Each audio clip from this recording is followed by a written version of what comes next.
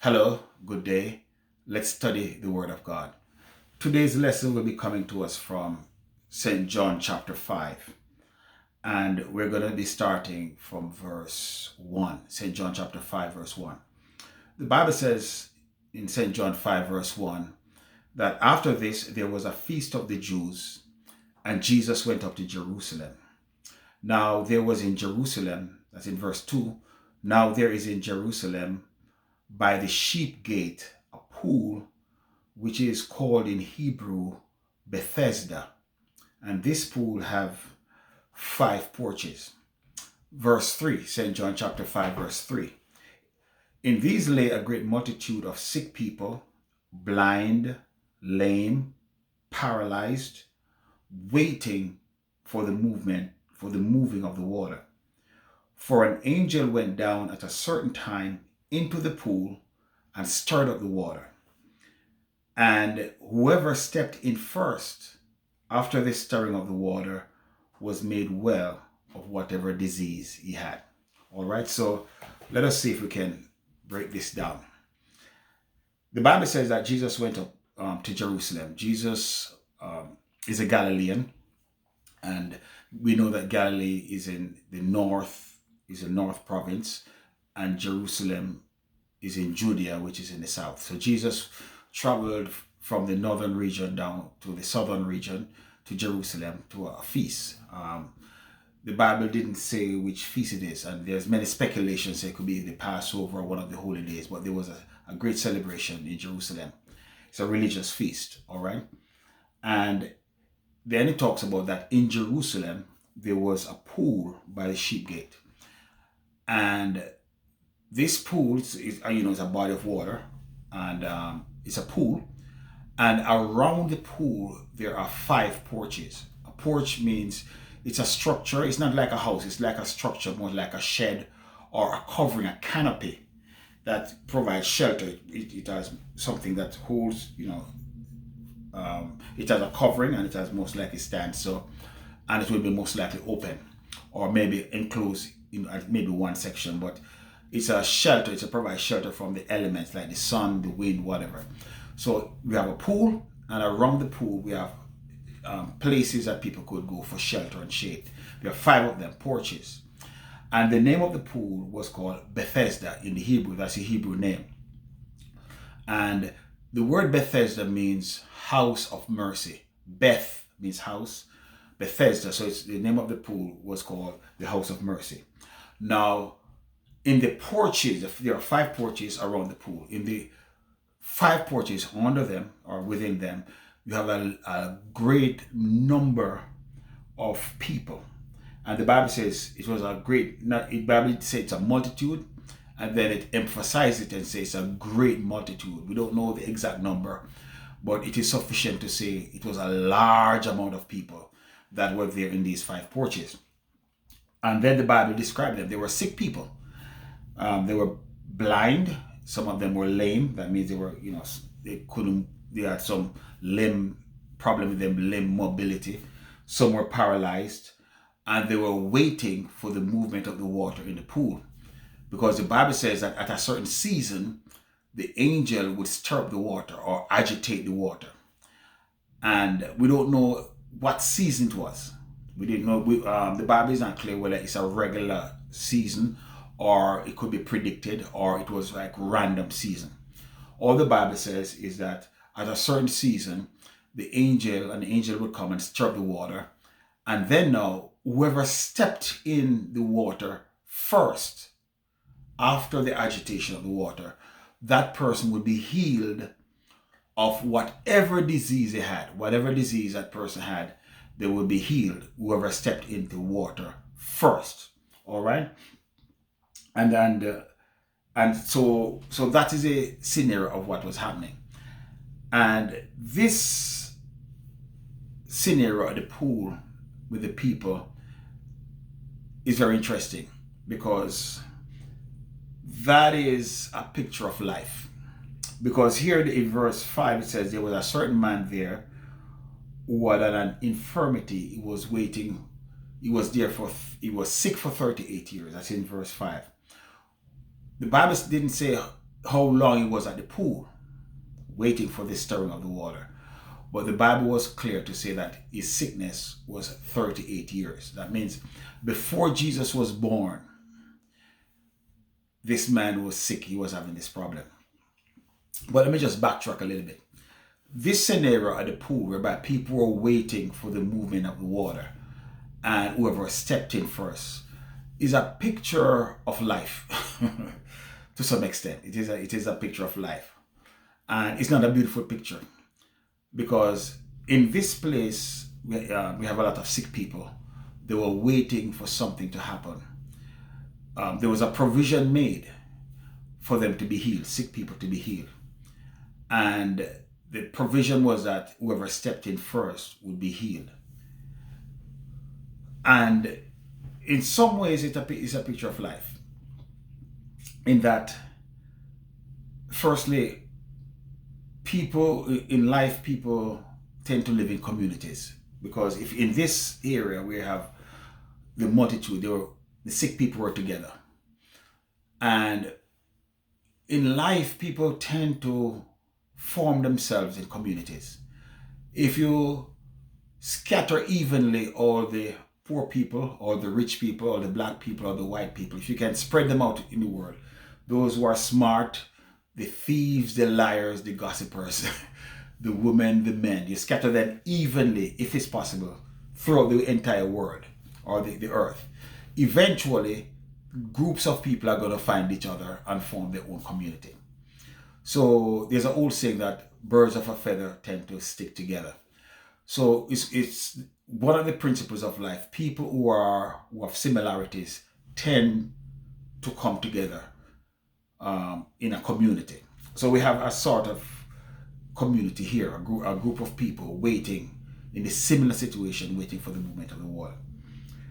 The other thing about life is that life has a lot of waiting. There's a lot of waiting. There are people who are waiting to be married. People are waiting to retire. People are waiting to get rich. People are waiting for promotion. People are waiting for the children to grow up. People are waiting to have kids. And if you look at life, it's that people are waiting. It's like a waiting game in many areas of life. And if we are not careful, we can spend our entire life waiting for something to happen instead of making something happen.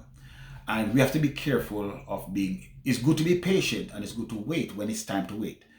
But with the pool, they were waiting for the movement of the water. But once the water is troubled, they had to move. So you have to know the seasons of your life, when it's time to wait and when it's time to move, because there's a season for you to wait and watch and see what's happening. But once the water is agitated, you have to move, because if you don't move, you're going to be left behind and you're going to be stuck in the cycle of waiting again. There's always a period of time in our lives whereby we have no other choice but to wait. So life is filled with waiting, but you got to realize all of your life is not waiting. You have to be ready for when the season change for you to move. When it's time to move, you got to move. All right. And so there's a group of people, they're waiting for the movement of the water. And here's what happened. Whoever stepped in the water first was healed. So you had a lot of sick people, but the fact that they were sick, God made provision. There was a provision made for their healing. But the people that were sick had to do something. They had to do something to be healed. They had to step in the water. And whoever first stepped in the water, that person was healed. So here's what life is. Life is not necessarily sympathetic to your need. Life doesn't respond to your situation. It doesn't respond to your condition. It has no sympathy toward it. Life doesn't really, life itself in general really doesn't care. What life cares about is your accomplishment. It cares about action. It cares about those who can do things at a certain time to accomplish things. So life responds to achievement and accomplishment, because everybody was in in the pool area waiting for the movement of the water, but everybody wasn't healed. The person that was healed was the one who was able to get there first in order to be healed. So life rewards accomplishment. Life rewards achievement. You may say, well, it's not fair, that's not how it's supposed to go. I'm just telling you how life is. And so the person, when the water stirred up, the person who is able to move fast enough in front of everybody else, the one who is able to get there first is the one who's healed, and everybody else is left behind. And that's how life operates. Life is not sensitive to your need. It's not sensitive to what you want. It's not sensitive to your situation or your crisis or your suffering or pain. What life responds to is for those who can get up and get there in time before everybody else. So that's what life does, and that's what life records. You know, can you graduate to get promoted, get the job, start the business, find a way to become an entrepreneur, do something. And notice, it's the person who got there first. And so how life does is that life is competitive. Once again, you may say that's not how it's supposed to be, it's not fair, but that's how life is. You have to understand what life is. You cannot say, well, it's not fair and it's not, that's not what it's supposed to. Life was, the systems of life were in operation before you got here. Before you got here, right? And after we pass away, it's still going to continue if God doesn't return. So it doesn't make sense for you to complain and say, well, this is not supposed to be and it's not fair, and give up. You have to understand that there are certain laws of life and how life operates. And you have to find a way to work within that system in order to have a better life. I could get up and say, well, I don't like that the sun rises at 7 o'clock in the morning. It should, it's not right. I went to my bed late at 2 o'clock. The sun should rise at 9. I can't dictate that. I may not like it the time that sun, because some people may say the sun rises too early. Some people say it rises too late. Whether or not they like it, the sun is going to rise. And so now and not only that, time keep moving on. So what I have to do, whether I like it or not, I have to understand this is how the system works. This is how life is. And I have to find a way to work within the system to have a better quality of life. And that's what many people, what they do is that they complain about life. This is not how it should be, and it's not fair, or whatever. You can complain, for the rest of your life, or you can acknowledge this is how life is. And there's nothing I can do to change it. And I have to find a way to work within the system or what I have to make a better life. And so one of the keys to being happy in life is that you have to understand that there are some things that you can control in life, and some things are out of your control. You can control your action. You can control your thoughts. You can control your emotion. You can control how you react to life. But the external stuff and happening in life, you have no control over it. And you have two choices. You could try the impossible task of controlling it, or you can say, this is how life is. And you make an adjustment in your thoughts, in your words, in your action, so that you can make a better quality of life. And that's how it is. For example, when it's winter, I may not like the cold, but I could just curse the cold. I don't like the cold. But even if I don't like the cold in the winter, I make sure I get properly dressed. I get my proper coat, a hat, my gloves, and I adjust to the winter, knowing that the winter eventually will pass. It's for a certain season, and then another season is going to come. So you have to understand the seasons of life and how the systems of life, and make an adjustment and do the things that you can control. Focus on the things that you can control. You can control what you do, what you think, and what you can say. But complaining and and say it's not fair, it's not going to work. This is how life is. And so this illustration of the people waiting for the movement of the water is a good illustration of the system of life. Here's the other thing about it you should realize. It's not fair. Because it's not fair because when the water is stirred up, everybody is not going to be healed. It's only one, and everybody is left back. And that's how life is. Let me tell you, in this world, 90% of the world's wealth is controlled by like the top 1%. Most people are not going to become rich. The people control the world's wealth, the rich, the elite. It's just a small percentage, and the mass is left behind. It's the same thing. You have a promotion, you have 10 people may want a promotion, one person get it, and 10 remain the same. You have a well-paid job, and you may have 1,000 applicants. Everybody's not going to get employed, but the 1 or 2 may get employed. And that is how it is with life.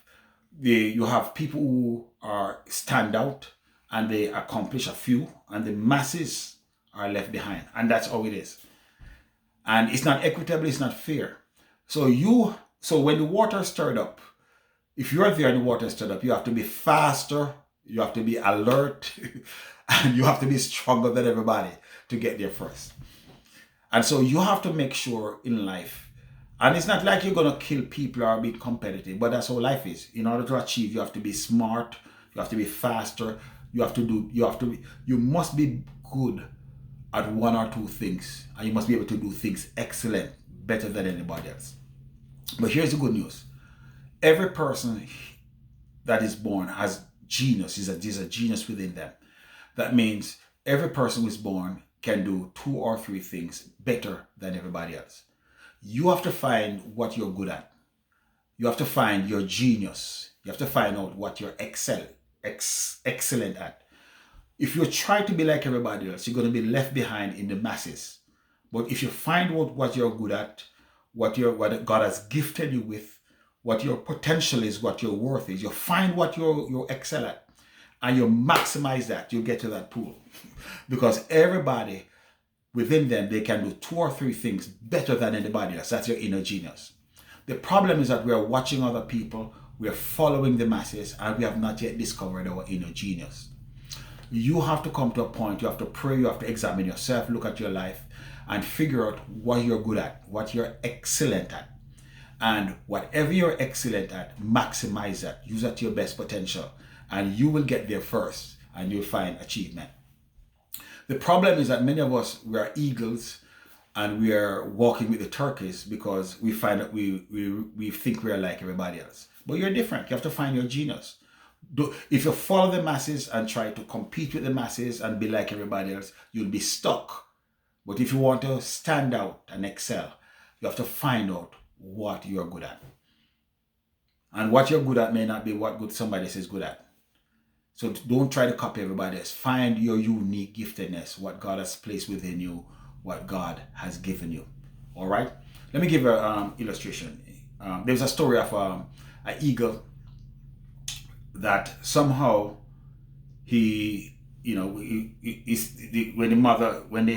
when the eagle laid her eggs, and somehow somebody took one of the eggs of the eagle and placed it with the ostriches. So the eagle egg was with the ostrich. So when the baby eagle was, when the eagle egg was hatched, the baby eagle came out with the ostriches. We know that ostriches could run. They can run fast. And eagles, they're expert at flying. They soar. They just spread their wings and soar. But the ostriches can run. The ostriches can't fly. They can run, but they can't fly. And so here's a baby eagle growing up with the ostriches, and the baby ostrich, according to this story, the baby ostriches are running around, and the baby eagle, because eagle can't really run like ostriches, is hopping because he's hopping, and they're teasing him, and they're mocking him and teasing him, and he's feeling discouraged because he wanted to be like the other ostriches. He was born into that, and he saw that, and he's trying to run, but he just couldn't run.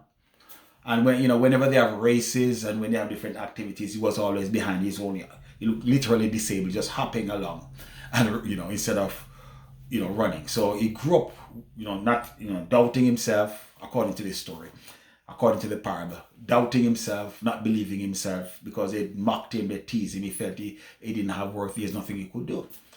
And so they're growing up. They're maturing, and one day, a predator came. The fox came chasing after them. And so everybody started to run. The ostriches can run, zoom, zoom. And sure enough, everybody's running from the fox. the eagle is at the back hopping, and they're telling him run, run, run, or else the fox is gonna kill you or eat you, and all he can do is hopping, he's panicking, he's hopping, while the other ostriches run, leave him. And as the fox lunge after the lunge after the eagle, because he's at the back, lunge after him, in his fright, in his panic, he spread his wing and jump, and he realized he jumped in the air. And he was panicked, and then he landed again. And he's running some more, he's hopping some more, and then the fox, lunge after him, and he jump in the air again, and he realized he can stay in the air a little longer. And then he panic again, and then he start hopping again, and the fox is coming after him, and this time he lunge in the air, and he realized if he lands again, the fox is going to eat him, so he have to find a way to stay in the air. And in that moment, he spread his wings and start to flap and say, I have to stay in the air. And then he realized he could fly. And he actually flew past the other ostriches. And so what happened is that it was the crisis, the difficulty, the stress of panicking and stress of trying to survive. He discovered that he could fly. He discovered what he was made to do, because the eagle is equipped to fly, not to run. And sometimes if you're not careful, you're around people who are on the ground, or people who are not as good as you. They may make you feel bad because you're different. You think different, you behave different. But could it be that you're meant to fly and soar, not to stay on the ground with them? But because you're trying to be like them, they mock you, they tease you. You can't fit in with them because you're made to be different. And the more you try to be like them and try to fit in and get approval, the more frustrated you become. And sometimes God will allow crisis to come. And God will sometimes allow difficulties to come so that you can find out how good you are. There are some people who will never discover how good they are until their back is against the wall.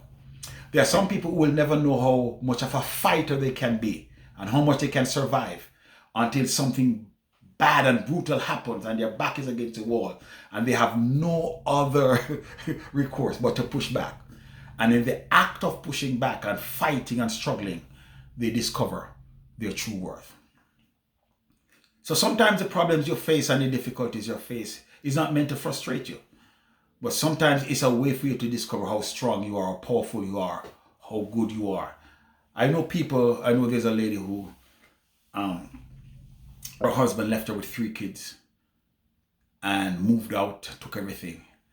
And it was in trying to survive, she started a business. And she realized that she could do business, she could do entrepreneurship, and she could be a leader. And she became very successful.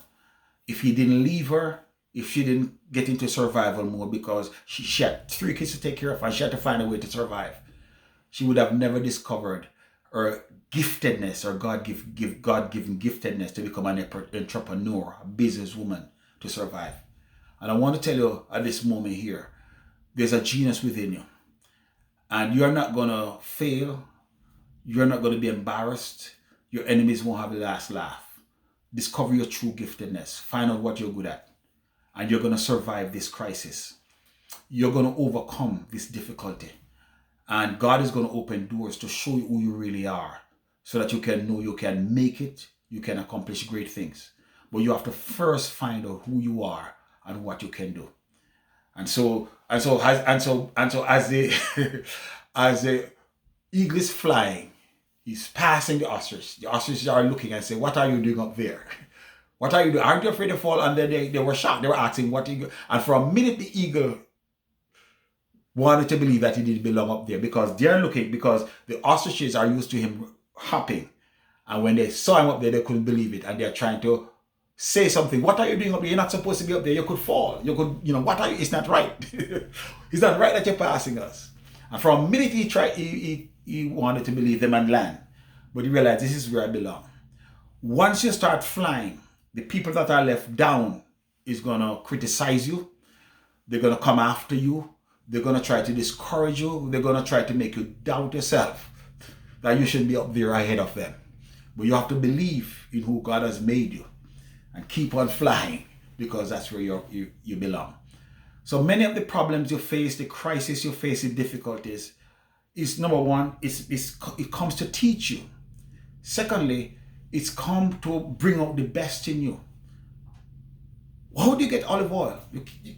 The oil doesn't come out of the olive until it's squeezed, it's pressed. And sometimes God has to put you in a position where you're pressed, you're squeezed to bring out the best in you. How do you get lemon juice? The lemon has to be squeezed. So your problems, your crisis is not meant to frustrate you always. Some problems you face is based on our own faults. Some of it is God need to chastise us. But some of the situations we face, it's God's way of moving us from one level to the next. It's God's way of moving us from where we are to where we should become. And so problems are not always meant to destroy us, but it's help us to discover our giftedness. And you will not know how strong you are, how smart you are, or the capacity you have until you face certain problems. And could it be that the problem that you're facing right now is to show you who you are? And could it be that what you're going through right now is God's way of bringing out the best in you? You're going to survive it. I know I may be strange, but I just feel like speaking, helping somebody. You're going to survive it. You're going to overcome it. And you're going to come out on the other side bigger, better, stronger, wiser, and be in a better place in life. All right? So this thing with the well, it's about life. All right? And it's not everybody. It is a person who went first. The other thing about life is this. When the angel stirred up the water, whoever got there first was healed, right? So let us look at two people. One person is sick, somewhat. He's not very, very sick. He's somewhat sick. And there's another person who is very, very, very, very sick. This person can hardly move, right? So when the water is stirred up, the one who is sick, very, very sick, it's very unlikely that person is going to get there before the person who is stronger, or the person who is not so sick. The person who is not so sick is stronger, or the person who has help is strong. Is stronger. He's going to get there first. So here's what happened. The person who needs the healing most, if we think about it, is the one who is sick. And the person who doesn't need the healing as much, it may be the person who's not as, who's stronger. But at the same time, the person who gets there first is the person who doesn't need the healing most. The one who needs it most is left behind. And that's how life is. The person who needs the money the most doesn't always get the loan. It's the person with the better credit because that person has more money. And so what happened, how life is set up, is that the people who get business opportunities, they are able to move forward in life, are not the people who need it the most. And that's what happened. The rich get richer and the weak gets weaker. And you may say it's not fair, but that's how life is. Life is set up to reward the rich, the powerful, and those who have an advantage, those who are doing well. And the poorer you are, the less you are, is the more you'll get left behind. So unless God intervenes, you have to find a way to move up to those who are stronger, because life is designed to reward achievement, accomplishment, and to look out for the strong, look out for the powerful, look out for those who have. Life is not designed to help those who are weak. They'll get handout, or those who have nothing. So you have to realize, you have to put yourself in a mindset that I may not have everything in life, but I'm not weak. Let the weak say I'm strong. You have to declare that you are powerful and you have something within you that can move you to the next level. All right. And so so all of that is a picture of life, and it's not fair, but that's how life is. So what are you going to do with the life that God has given you? You're living a life, and you're in a system whereby, if you notice, for example, let me give you an illustration. You're at a restaurant, right? And you go and you pay, and you got to pay for everything. And here comes a movie star or a successful person who has all the money in the world. They don't need it. The restaurant would pay them to eat in the restaurant. And they don't need the money. There are certain clothes, if you go to certain stores, there are certain clothes. They'll pay the rich people to wear their clothes while you have to buy it. And those who are rich and powerful, they get the loan, they get the opportunity, even though they don't need it as much as you. But you have to struggle, you have to pay for everything. And that's how life is. You have to understand that's how life is. But in the midst of it all, you can still have a happy, fulfilled life because God is on your side. So you can either complain about it and say, well, it's not fair, and the system, and give up. Or you can say, this is what life is. It's not fair. It's not equitable, but I have to make the best of what God has given me. I have to find my genius and become who God has caused me to be. And for heaven's sake, you can't sit where you are waiting for an handout. You have to do something, because life rewards action. Life is not going to look at your need and say, poor you. They'll pass you by. You have to do something. So if you have a problem, you need to ask, what can I do to solve it? Ask God to help you. What can I do about it? If I need an area, something in my life to change, what can I do about it? What can I do to make a change? What can I do to resolve it? You may have, so if you have a problem or a circumstance, not only that, if you have a desire, a dream, what you want to accomplish, you have to ask yourself, what can I do to begin the process of achieving my dreams? You have to come up with a plan, but a plan within itself is nothing without action. You have to say, what steps can I take in order to achieve my dreams and my goal? Let me just say something about when you're making a plan, you don't have to accomplish everything right away. You can say small steps and take steps out every day, every week, every month. You do something toward achieving a goal. And here's something about goals. The hardest part of achieving your goal or working your plan or changing your circumstance, the hardest part of dealing with the problem, the hardest part is getting started. That's the hardest part. It will not always be hard. The hardest part is in the beginning. But once you get started, the closer you are to the goal, is the easier it becomes. Because sometimes it's not necessarily that inherently it's become easy. You have no program to work a certain way. So it's not a struggle anymore, because in the beginning it's different, it's new, and to get started. But once you get started, it becomes easy. And life begins to reward you.